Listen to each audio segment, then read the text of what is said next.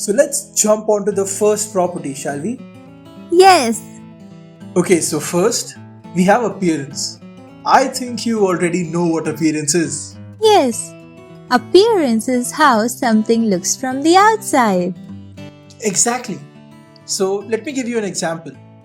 So you surely know that different materials look different from one another. Metals like aluminium, iron, copper, they don't have the same appearance. Oh, yeah, I have noticed that. Yes, and you can see this for yourself here in this factory. So here are three metals: iron, aluminium, and copper. And on this side is wood. What do you notice? The metals look shiny, but the wood looks very dull. Yes, son.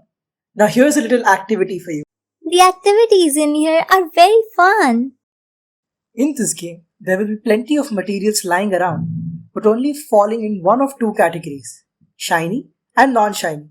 And based on their appearance, you will be separating them. Easy only.